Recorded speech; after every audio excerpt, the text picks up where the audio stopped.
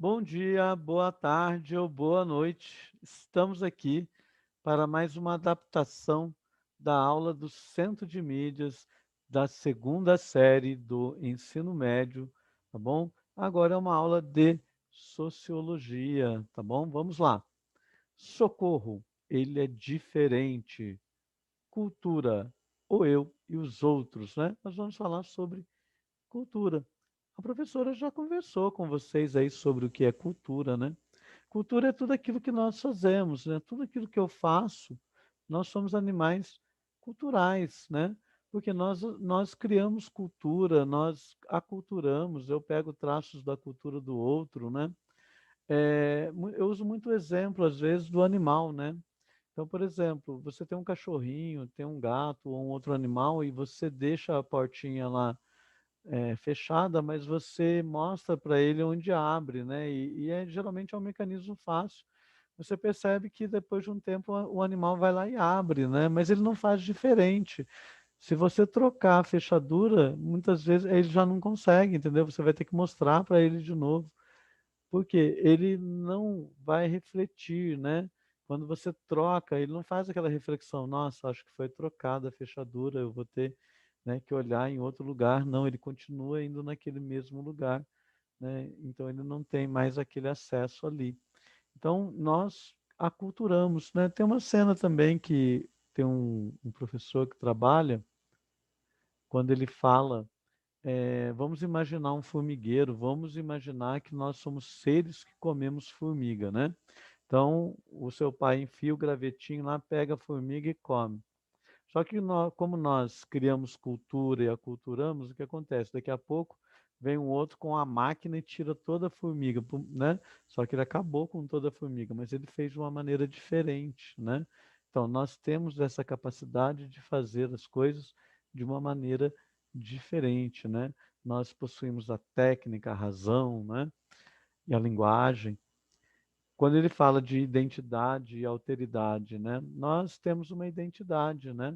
Possuímos uma características próprias de cada um, gostos próprios, né? Mas compartilhamos isso dentro de grupos sociais, né? Estamos inseridos em grupos e esses grupos também possuem uma identidade, tá? E quando ela vem falando da alteridade ali, né, a primeira identidade social da pessoa lhe é conferida pelos demais. Pensa da seguinte forma, né? Eu sou lá pequenininho, aí meu pai olha para mim, nossa, que bonitinho, né? Eu venho construindo essa identidade, né? Então agora eu sou quem?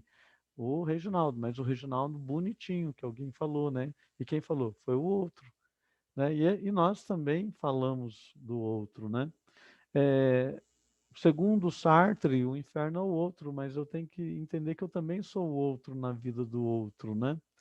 Então, quando falamos da alteridade, nós estamos falando do outro, aquilo que é do outro. Então, quando eu falo o princípio da alteridade, é reconhecer que existe um outro, tá? Existe um outro que não sou eu, né? Não pensa igual a mim, não age igual a mim, tá?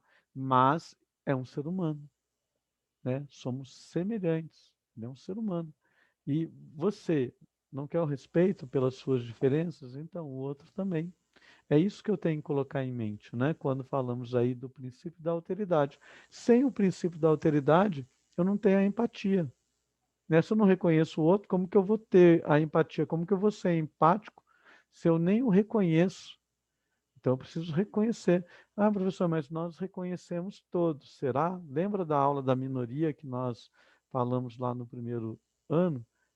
Não existem seres invisíveis? Esses seres são reconhecidos? Pense bem nisso, né? Você sabe o que é a xenofobia, né? Esta aversão ao estrangeiro, né? Quando a gente fala aversão ao estrangeiro, não é só o estrangeiro, aquele que vem de fora do meu país, né? Eu posso ter esse olhar também regional, né? Então, quando você vê uma pessoa que vem do Nordeste, né, que vem do Norte, e já traz todo esse preconceito, isso é um olhar xenofóbico, né? Você tem um olhar de que você não reconhece o outro, né? Como você não o reconhecesse, é uma aversão ao estrangeiro, uma aversão ao diferente. nós somos seres culturais e biológicos, né? Nós participamos aí de dois mundos. O biológico é a esfera da vida, né? Todos nós participamos, os animais participamos da esfera da vida. E nós temos essa esfera cultural, que ela é nossa, né? Nossa, dos seres humanos. Por meio da socialização, a cultura é internalizada, né? Por meio da socialização, a cultura é internalizada, né? E essa cultura, ela vai se modificando também. Por isso que hoje não se fala mais em cultura. Nós falamos culturas, né? O que existe são culturas. E cabe o que, então, a nós? Respeitá-las. E vai surgir ali o que a professora falou, de olhar de estranhamento, tá? O olhar de estranhamento é o olhar sociológico, é o olhar de desnaturalização. Nós temos a mania de naturalizar as coisas, né? Porque elas acontecem, é o hábito. David Hume, né? O hábito nos leva ao engano, né? Porque eu me habituo com uma coisa, eu acredito que e depois eu vou verificar, né? Então, eu me habituo que o homem se habituou, né? Que o homem tinha um poder sobre a mulher e isso foi considerado natural por muito tempo, até que o olhar de estranhamento, não, isso não é natural. Basta eu voltar lá nos primeiros homens, né? O homem da natureza do Rousseau, do Hobbes e do John Locke, né?